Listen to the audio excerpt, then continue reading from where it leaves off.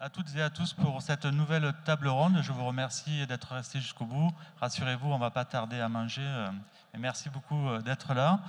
Donc, je suis Thierry Coste, directeur du club d'entreprise FAS Grand Toulouse. FAS Grand Toulouse, c'est un club qui permet aux entreprises de s'engager concrètement sur des actions de retour à l'emploi, sur l'orientation scolaire des personnes et également sur la précarité des ménages. J'aurai le plaisir d'animer bien sûr cette table ronde. On l'a vu ce matin avec les smartphones, les tablettes et les objets connectés. Le numérique est présent finalement dans tous les aspects de notre vie. Il facilite les démarches, rapproche les familles éloignées et aide à se soigner. Mais à l'heure où 13 millions de Français ne se sentent pas à l'aise avec les outils numériques et notamment avec l'utilisation d'Internet, que faire quand ils génèrent de l'exclusion ? On va essayer dans cette table ronde de répondre à cette question en montrant l'exemple de structures et d'entreprises engagées. Et pour ça, j'ai le plaisir d'accueillir à cette table ronde tout d'abord Madame Le Seur, je vous passe la parole. Bonjour à tous, Julie Le Seur, je suis ravie d'être présente. Alors moi je suis responsable de l'engagement du groupe Altis, plus connu sous les marques SFR, RMC et BFM, et je suis également déléguée générale de la Fondation SFR. Merci beaucoup, je vais passer la parole à Monsieur Aubarer. Oui, bonjour à tout le monde. Donc Daniel Aubaret, je suis directeur marketing et relations clients pour le TER. Donc le TER, c'est quoi? C'est les petits trains du quotidien liés au train. Et le sujet, je pense qu'il est complètement d'actualité. Crise écologique, crise aujourd'hui liée au coût du carburant. Et tout l'enjeu, c'est comment ce digital et ce numérique doit nous amener un objectif que nous a fixé la région Occitanie, c'est 100 000 voyageurs jour. Pour vous donner un point de départ aujourd'hui, on est à 66 000. Ensuite, nous aurons la chance d'avoir Monsieur Bonzomme. Alors oui, bonjour à toutes et à tous. Je suis conseiller de recteur, directeur de région académique délégué du numérique pour l'éducation. Donc je dirige le service du numérique éducatif de l'Académie de Toulouse et je suis aussi référent académique pour la continuité pédagogique. Et enfin, Monsieur Espin. Oui, Michel Espin, donc professeur d'économie-gestion à la retraite et mandataire du conseil d'administration de la MAIF. Je vous remercie d'être présent à cette table ronde. Donc, finalement, lorsqu'on traite cette question de l'inclusion numérique, on aborde très rapidement la notion d'exclusion et de précarité. Je voulais savoir, Monsieur Bonzomme, comment cette question est traitée au sein du rectorat et dans les établissements scolaires, si vous pouvez nous apporter quelques éléments. Alors, nous, au niveau de l'éducation nationale, on a des enjeux déjà de s'adresser à tous et partout. On a une dualité dans l'Académie de Toulouse, c'est-à-dire on a un territoire qui est à la fois très urbain, centré sur la métropole toulousaine, et à la fois très rural, avec des départements très ruraux. Donc, on a vraiment des enjeux de couvrir l'intégralité du territoire. Alors, on travaille en partenariat avec les collectivités territoriales qui déploient des dispositifs que vous connaissez certainement, de type l'ordi, par exemple, par la région, où, par exemple, en cette rentrée, 26 000 lycéens sur l'Académie de Toulouse ont été dotés de l'ordi. Mais ce qui est moins connu, c'est qu'évidemment, cet ordinateur, il n'est pas fourni vide. C'est-à-dire que la région travaille avec le rectorat et les deux académies de Montpellier et de Toulouse sur différents logiciels qui sont vus avec les inspecteurs disciplinaires pour qu'effectivement les élèves puissent savoir directement, quand ils sont dotés de cet ordinateur, de quoi travailler concrètement au niveau pédagogique. Voilà. La région n'est pas la seule à déployer ce type d'initiative qui permet justement de lutter contre la fracture numérique et donc faciliter l'accès au numérique pour tous. On a par exemple aussi dans le lot Ordilot qui existe, et donc 1250 élèves sont bénéficiaires en cette rentrée d'ordinateurs, et il y a également différents dispositifs qui permettent d'accompagner les familles financièrement aussi pour l'acquisition de matériel. Donc ça existe en collège, Mon Cartable Numérique Collège, on l'appelle, voilà ce qui équipe les ordinateurs, et Mon Cartable Numérique Lycée en lycée. À côté de ça, nous, au niveau de l'académie, on forme les enseignants, ça fait partie de nos missions régaliennes. La formation des enseignants, c'est à l'usage du numérique, et à l'usage du numérique aussi avec les élèves, et notamment aux compétences numériques, puisque alors, dans la table ronde précédente, il était souvent question de PIX, mais pour vous donner un ordre d'idée, dans l'éducation nationale, on a 53 000 élèves l'année dernière qui ont passé leur certification PIX dans l'Académie de Toulouse. Tous les élèves de collège et de lycée s'entraînent, développent leurs compétences numériques sur PIX, et c'est ce qui permet aussi de lutter contre l'illectronisme. L'illectronisme, c'est l'incapacité à se servir du numérique, soit par la connexion, soit par le matériel, soit par les compétences. Et on s'attaque sur le volet compétences, nous, au niveau de l'éducation nationale. Et justement, avec le GIP PIX, qui est un groupement d'intérêt public, PIX, On a un projet, un travail qui se lance là, de cartographie justement des niveaux de compétences des élèves au niveau des établissements de l'Académie de Toulouse pour identifier les secteurs où on a effectivement des niveaux de compétences plus faibles pour pouvoir après localiser et amplifier les actions d'accompagnement qu'on peut déployer au niveau de l'Académie. Très bien, merci beaucoup. J'ai une question. Comment ça s'est passé pendant le confinement? La continuité éducative s'est-elle réalisée? Comment est-ce que vous avez bénéficié d'aides extérieures, des entreprises, des associations? Je voulais savoir un peu comment ça s'était passé, notamment par rapport à la question du numérique. Alors, on a pu compter sur la solidarité vraiment de la part à la fois des associations, que je remercie vivement, des entreprises aussi qui ont fait des dons d'ordinateurs. Alors, on n'a pas au niveau du rectorat une vision exhaustive, puisque ça s'est vraiment fait au niveau local, avec effectivement des besoins identifiés au niveau locaux.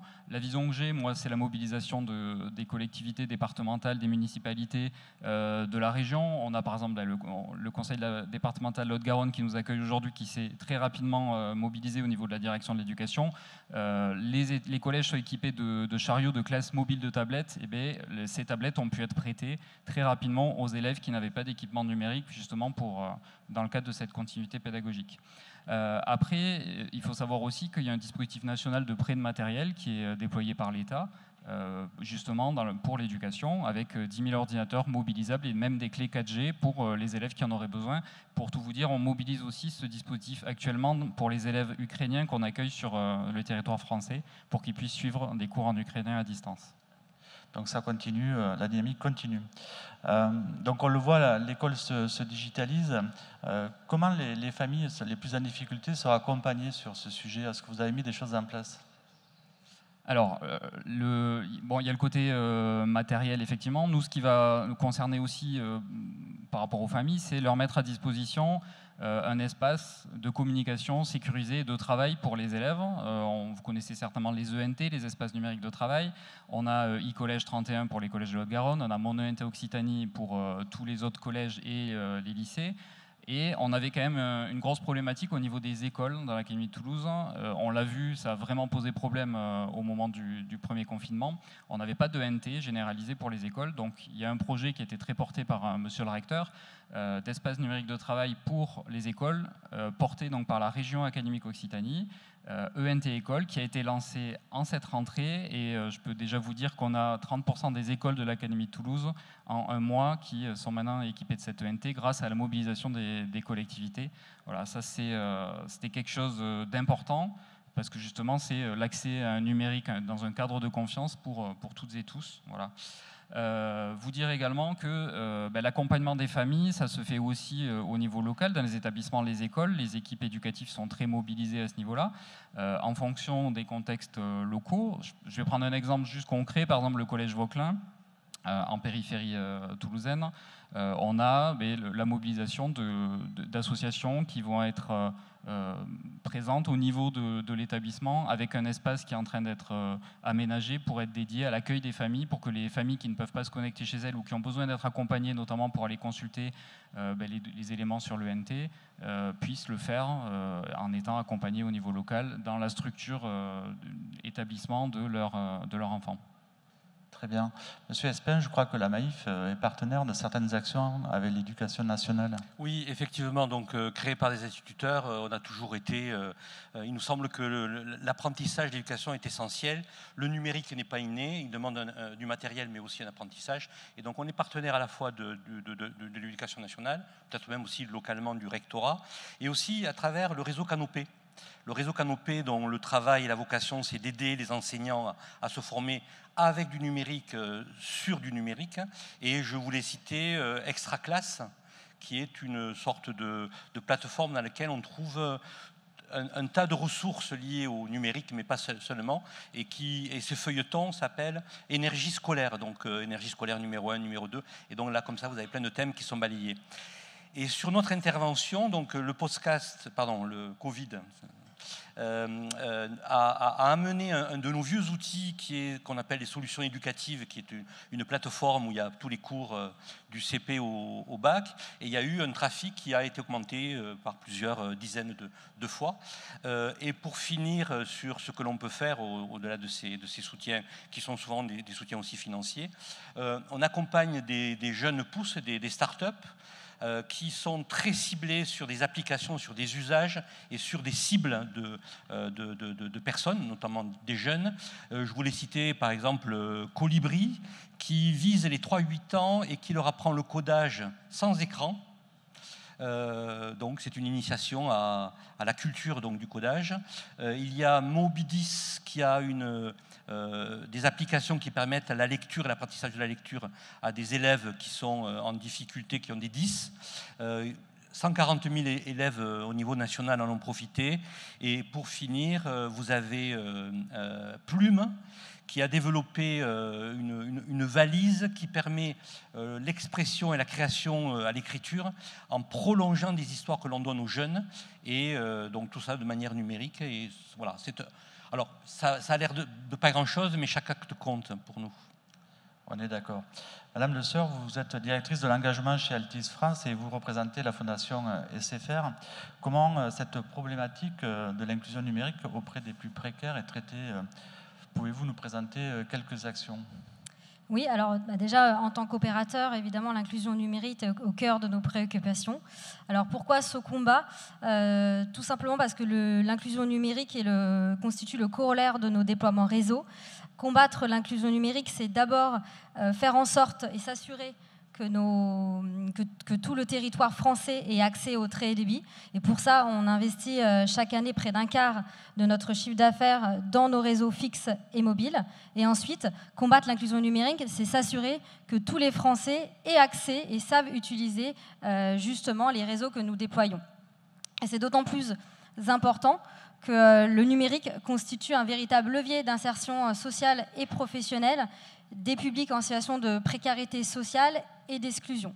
Comme on le sait, je pense qu'on en a parlé longuement dans les précédentes tables rondes, Internet est devenu une nécessité absolue pour accéder à des démarches administratives en ligne, pour trouver un emploi, quand on sait que 80% de l'emploi est en ligne aujourd'hui. Et c'est pour cette raison qu'on a créé il y a 10 ans, on a participé à la création il y a 10 ans d'Emmaüs Connect. On était pionniers lors de cette création, puisqu'il y a 10 ans, l'inclusion numérique n'était pas encore une urgence sociale. Elle est devenue et elle a été mise en lumière avec la dématérialisation des services publics et dernièrement avec les différents confinements. Mais nous, on a pris ce problème à bras le corps déjà depuis 10 ans. Et on est également partenaire de We Take Care, l'association petite sœur d'Emmaüs Connect, qui accompagne les territoires dans la stratégie d'inclusion numérique. Alors concrètement, avec Emmaüs Connect, on intervient autour de 3 priorités: équiper, connecter et accompagner et former plutôt pour un accompagnement à 360 degrés. Et SFR intervient sur les 3 briques de cet accompagnement. Tout d'abord sur l'équipement. On offre à Emmaüs Connect des milliers de téléphones et des milliers d'ordinateurs par an, 3000 environ ordinateurs par an, qui sont issus de notre ancienne flotte professionnelle. On a également imaginé ensemble une offre de connexion solidaire qui est basée sur des dons de kits de connexion et de recharge prépayés SFR. C'est environ 600 000 gigas qui sont donnés par an à Emmaüs Connect pour connecter les plus fragiles. Et enfin, on soutient financièrement l'association pour mener des ateliers d'initiation et d'accompagnement aux usages. Et, excusez-moi. Et on intervient du coup, on peut retrouver, ces offres de connexion solidaire, bien sûr dans les espaces Emmaüs Connect, il y en a 13 un peu partout en France, mais également auprès des structures sociales qui sont partenaires d'Emmaüs Connect. Il y en a également à Toulouse, puisqu'il y a le Secours populaire français qui est partenaire et qui distribue nos offres de connexion solidaire, mais également la communauté Emmaüs qui est composée de bénévoles. Très bien, merci. Dans cet état d'esprit, je crois que la Maïf met en place une plateforme numérique éthique. Est-ce que vous pouvez nous en parler Oui, effectivement, nous on croit plutôt à une économie donc sociale et solidaire, donc on s'est créé là-dessus, et donc on a toujours été une entreprise citoyenne qui pensions que la solidarité était gage de bien vivre, de mieux vivre ensemble. On a saisi le projet de loi Pacte, donc plan d'action pour la création et la transformation donc, de l'entreprise, qui est devenue une loi en 2019. On a fait du lobbying, donc il y a du bon et du mauvais lobbying. Nous, c'est plutôt dans le bon. Et on a réussi à créer un label qui s'appelle l'entreprise à mission. Et donc maintenant, on est obligé, pour mériter ce label, de s'impliquer plus qu'on ne le faisait encore, si tant est qu'on s'implique plus maintenant qu'avant, je ne sais pas. Mais alors, on a créé donc une plateforme qui s'appelle Numérique Éthique, dans laquelle on met à disposition des ressources considérables uniquement sur le numérique et tous les aspects du numérique. Et ça peut se prolonger par des conférences localement. Donc on en a une à Toulouse au Théâtre Sorano l'année dernière avec Laurence de Villers. Et aussi on a un événement qui existe à partir du moment où une commune ou un établissement, mais c'est plutôt rarement un établissement qu'une commune, nous appelle, et ça s'appelle le Numérique Éthique Tour. Et donc on arrive et avec la commune, on installe donc un village dans lequel on va permettre justement au public des visiteurs de se rendre compte de tous les usages et aussi de tous les pièges du numérique sur les données personnelles par exemple. Et on va aussi mettre en lumière tous les acteurs locaux de la commune qui sont impliqués par ça, ce qui permettra des rencontres entre le public et puis peut-être des fournisseurs, des experts qui leur fourniront des solutions par rapport à leurs problèmes. Pour finir, je crois que on s'investit aussi à travers d'autres startups, comme par exemple Ulule, qui peut fournir à des projets justement qui a besoin de financement. Ulule, donc on les accompagne avec Maïf Avenir. Et on a aussi une plateforme on a trouvé ça adorable, ce sont des réseaux sociaux locaux. Ça s'appelle Smile, parce que dans l'exclusion numérique, un des facteurs, c'est l'isolement des personnes. Donc que vous soyez jeune ou vieux, si vous êtes seul, c'est beaucoup plus difficile de progresser et de rentrer dans le numérique. Et donc là, cette plateforme permet aux gens de s'aider les uns les autres de manière adaptée. Voilà. Très bien, merci. Alors je me tourne vers vous, Monsieur Aubaret. À la SNCF, la question de l'inclusion numérique doit certainement être un sujet aussi pour les personnes les plus précaires qui prennent le train. Qu'est-ce que vous pouvez nous dire sur ce sujet ? On est tous des précaires de la mobilité quand il faut changer ses habitudes. Donc du coup, on ne va pas classer les précaires, les pas précaires ou les fragiles. On va dire, voilà, aujourd'hui, on est face à un changement crucial. Hein, c'est que si on ne change pas, de toute façon, il va se passer des choses vraiment graves. Et ce qui est intéressant, c'est qu'on parle beaucoup du numérique. Donc on parle d'outils, on parle de matériel. Mais on ne rentre jamais par la finalité de dire mais c'est quoi la finalité du numérique au final, hein. Et si moi je me mets en vision citoyen, pour moi c'est, alors si je me mets en termes de mobilité, c'est vous aider à changer plus vite vos habitudes de mobilité. Si je me mets de façon plus générale, c'est vous créer de la valeur. Et pas à l'insu de votre plein gré, c'est-à-dire quand le produit est gratuit, on sait très bien que vous savez qui paye derrière. Donc ça je pense c'est important. Et deuxième constat aujourd'hui, c'est que souvent on s'est dit le taux d'équipement fait l'usage. Or c'est faux, et moi je vous invite vraiment à regarder l'étude du Crédoc, donc c'est un baromètre numérique hein, qui existe depuis plus de 10 ans et qui prend les équipements. Je vais prendre deux exemples, on va prendre les jeunes et on va prendre les plus de 60 ans. Si vous regardez aujourd'hui le taux d'équipement des plus jeunes, 97%. On pourrait se dire, mais il n'y a plus de problème d'inclusion numérique. Ils ont tous équipé, ils ont tous un téléphone, un smartphone.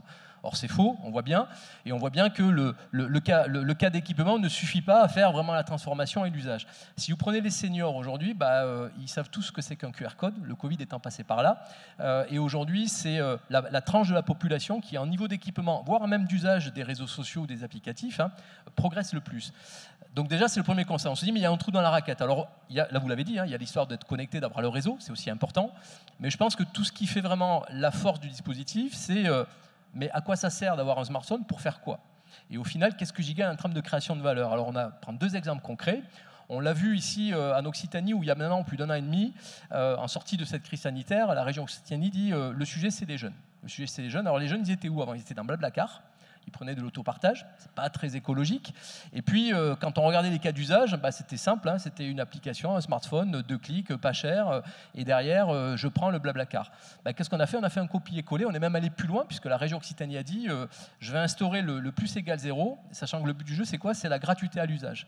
Et là, ce qui est intéressant, c'est que quand vous commencez à dérouler le principe, vous dites il faut quelque chose de simple pour les jeunes, il faut que plus ils vont utiliser, moins ils vont payer, voire carrément faire gratuit. De 0 à 10 trajets, c'est moins 50%. De 10 à 20, vous ne payez plus. Et de 20 à 30, vous cagnotez. Et c'est là que tout d'un coup, vous dites, mais comment je suis capable de faire le dispositif? Là, vous allez chercher quoi? Les solutions digitales. Hein.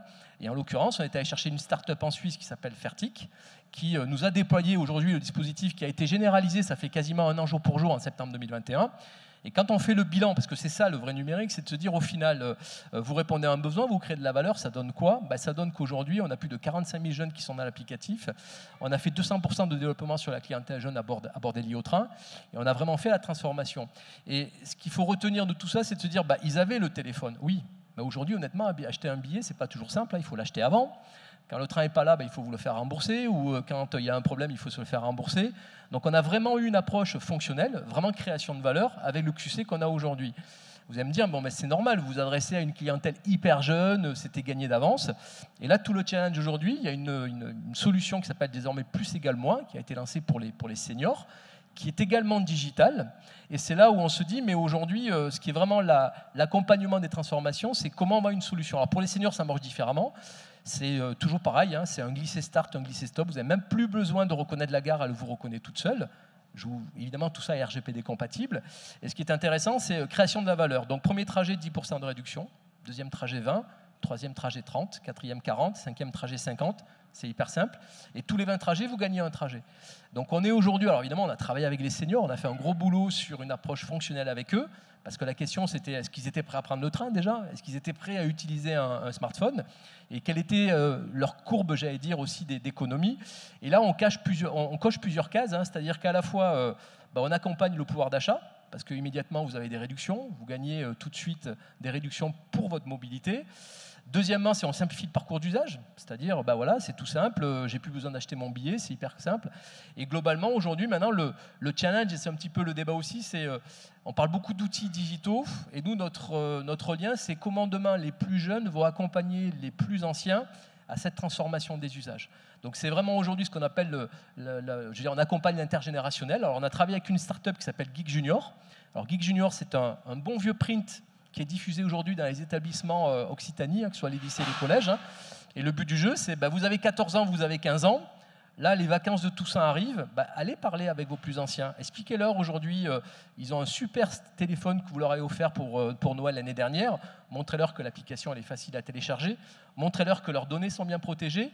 Et montrez-leur aussi en quoi l'usage peut être simplifié pour transformer la mobilité. Très bien, merci beaucoup. J'aime bien votre phrase, le numérique n'a de sens que s'il crée de la valeur.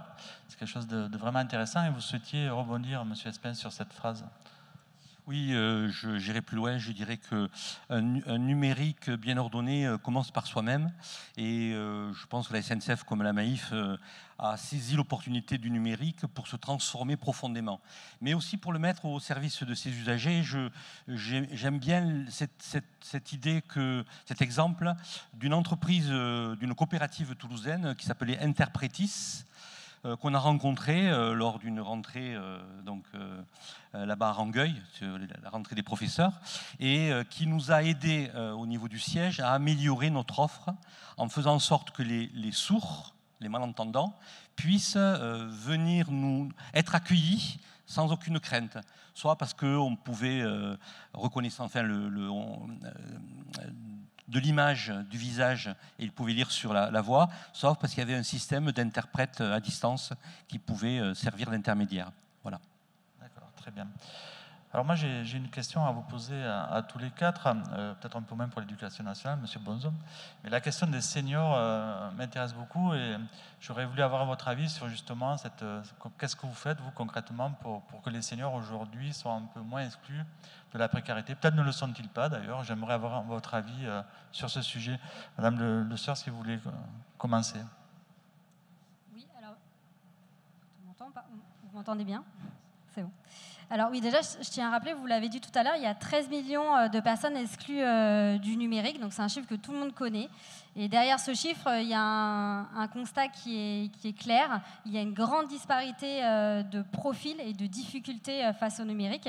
Alors évidemment, l'âge est un critère, mais c'est loin d'être le seul. On l'a vu avec Emmaüs Connect, lors de nos différents accompagnements, on a déjà accompagné plus de 100 000 personnes, et on se rend bien compte, par exemple, en fait, contrairement aux idées reçues, les jeunes font face aussi à des difficultés numériques. Ils sont à l'aise avec certains usages de la technologie comme TikTok, Snapchat et autres, mais dès qu'on leur demande de savoir faire une recherche Internet pour un travail, d'écrire un mail avec une pièce jointe, on se rend compte qu'il y a de grandes difficultés. Et c'est notamment pour cette raison qu'on a mis en place avec l'éducation nationale et en partenariat avec Emmaüs Connect et l'enseignement supérieur pendant les périodes de confinement, parce que ça a vraiment été mis en lumière pendant ces périodes-là. Alors évidemment, il y a eu les seniors, mais on a accompagné plus de 40 000 étudiants pour les équiper et les connecter et les accompagner dans leurs usages aussi pour limiter les usages récréatifs. Et on a également mené cet accompagnement auprès des seniors pendant cette période-là. Alors il y a également un autre public qui touche tout type d'usage, c'est les réfugiés. Notamment les réfugiés ukrainiens, on va dire c'est les plus récents et ceux qui sont les plus d'actualité. Et pour répondre aussi à cette problématique et faire face à cette urgence, on a fait des dons avec Emmaüs Connect de 20 000 kits de connexion pour leur permettre d'accéder en fait à un numéro français, parce que je ne sais pas si vous le savez, mais pour accéder aux droits, dès qu'ils arrivent sur le sol, il faut obligatoirement qu'ils aient un numéro français. Donc c'est pour ça que dès leur arrivée, on leur fournissait un kit de connexion. Donc c'est vraiment, tout ça pour dire que c'est vraiment, nous on ne prend pas la problématique senior en particulier, mais on couvre bien en fait tous les types de profils et tous les types de difficultés face au numérique. C'est vrai que les kits de connexion, c'est un sujet effectivement au-delà de l'équipement, de l'accompagnement d'usage. La connexion Internet reste indispensable et on l'a vu pendant le confinement, ça a été un vrai sujet aussi. Ouais. Sachant que, oui, et en effet, il ne suffit pas en plus de simplement équiper ou même connecter. Si on fait ça, en fait, il manque quand même la brique accompagnement. Typiquement, quand on fait des dons à des familles d'équipement et de connexion, si derrière, il n'y a pas un réel accompagnement, des ateliers d'initiation, des ateliers d'initiation où on ne leur fournit pas le bagage numérique essentiel, et ce don est un peu perdu, puisqu'ils vont plutôt l'utiliser pour des usages récréatifs, pour aller justement sur ce que j'ai dit tout à l'heure, faire des jeux vidéo, aller sur TikTok, Snapchat, et pas les utiliser dans leur cadre de leur suivi scolaire ou pour faire de la recherche d'emploi. Donc il est vraiment crucial en fait, d'apporter en fait, cet accompagnement. Monsieur Barré, au niveau des seniors à la SNCF, comment ça se passe? Alors, moi j'aime bien, et c'est un peu la même approche, l'analogie de la problématique de l'inclusion numérique, ce sera un petit peu comme l'accessibilité. C'est-à-dire que l'accessibilité, au départ, on l'a pris sous l'angle toujours, alors est-ce que vous êtes malvoyant, personne à mobilité réduite, et globalement, l'accessibilité, ça profite à tout le monde, hein, parce que quand globalement, vous avez une rampe d'accès, quand vous avez des enfants, vous savez ce que c'est. Je pense que le numérique, il faut le prendre sur ce même côté, donc je vous rejoins complètement en se disant, ne rentrons pas, alors évidemment qu'il y a des différences, mais voyons l'approche vraiment globale en se disant, de toute façon, le parcours doit être simple pour tout le monde. Et moi, je suis vraiment... Il y a un élément qui m'inquiète de plus en plus, c'est-à-dire qu'on va revenir sur vraiment la population fragile. Hein. Donc, il y a évidemment la population étrangère, on parlait des Ukrainiens, mais il faut savoir qu'aujourd'hui, le taux d'analphabétisation en France, il est élevé, il est de 4%.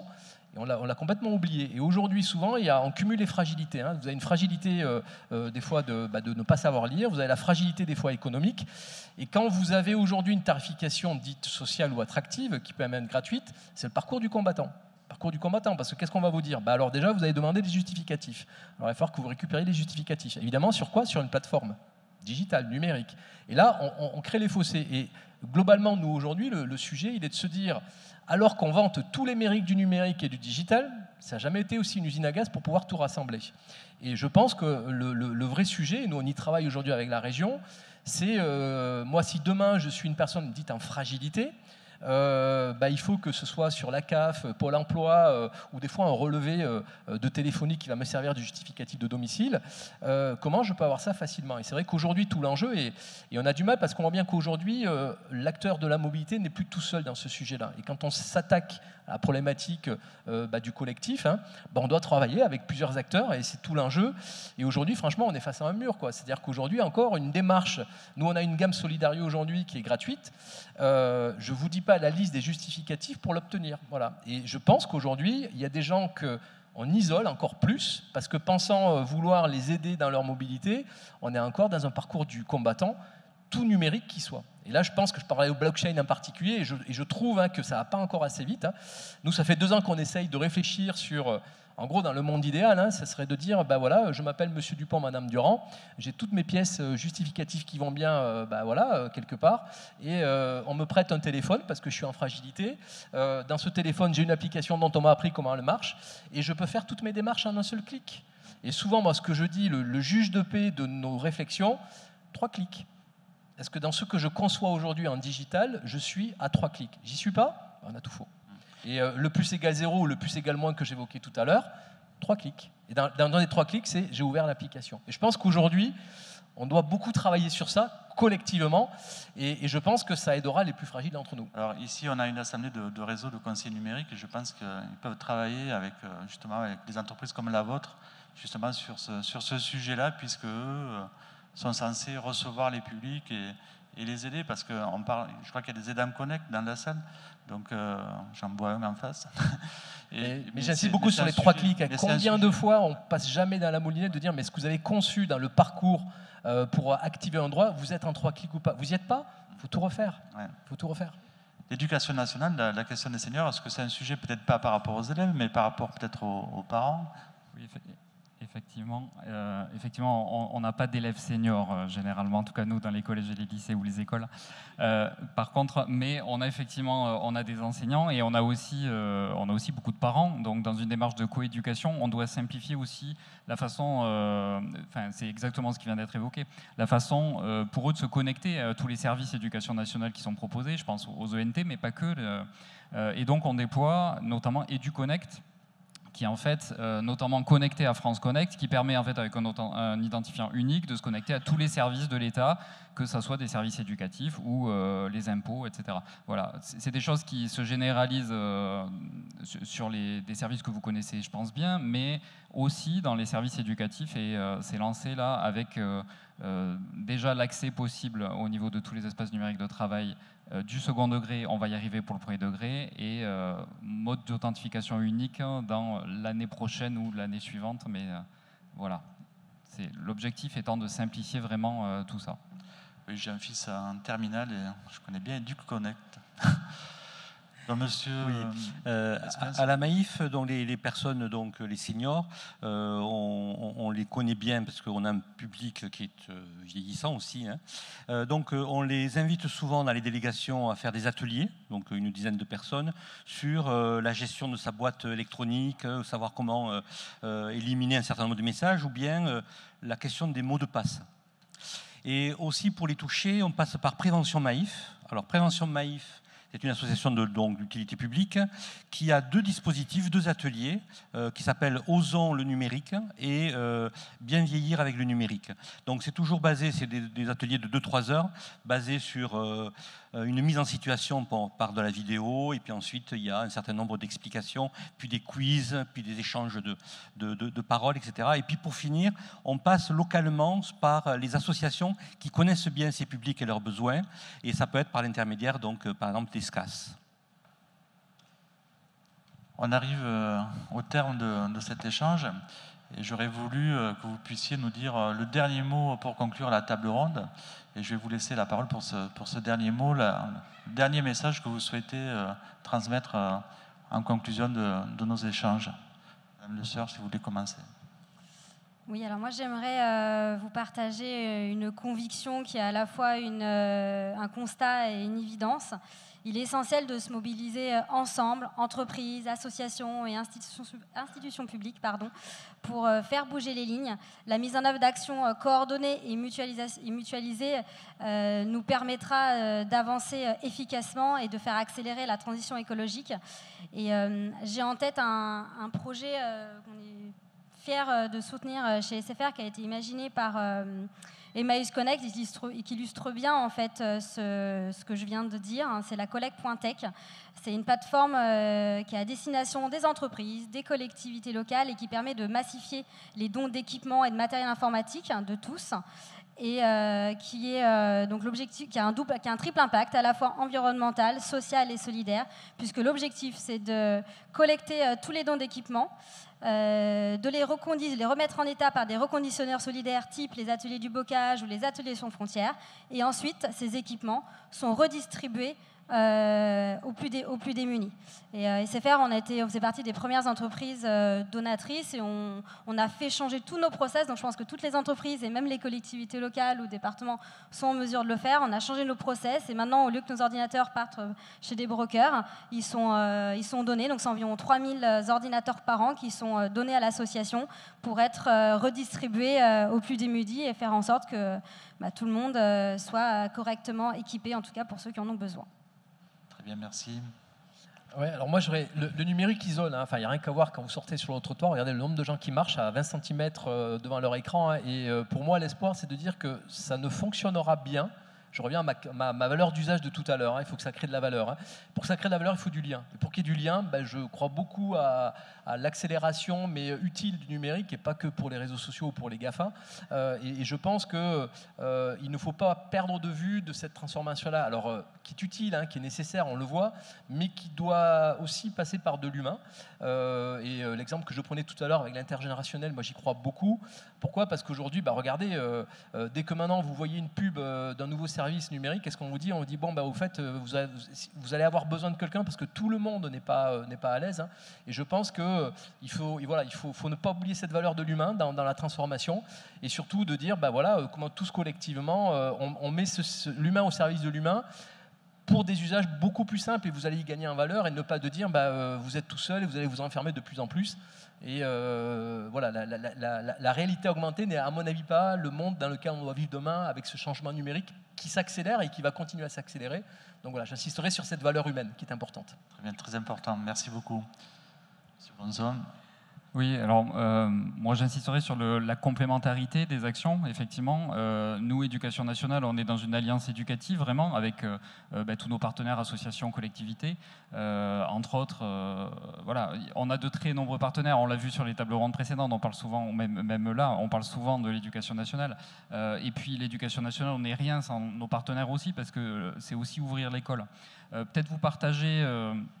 Un dispositif qui est en train de se mettre en place qui s'appelle Notre école, faisons-la ensemble, qui est porté par le président de la République, la première ministre et le ministre de l'Éducation nationale, qui consiste justement à redonner un peu plus de pouvoir d'agir au niveau du terrain, au niveau des équipes éducatives et de la communauté éducative au sens large, à la fois des écoles et des établissements scolaires, pour identifier, lancer des projets, des besoins au niveau local. Donc ça peut être tout à fait de l'inclusion numérique. Si on s'aperçoit que dans un territoire identifié, il y a des vrais besoins pour mettre en place des dispositifs autour de l'inclusion numérique, renforcer des choses.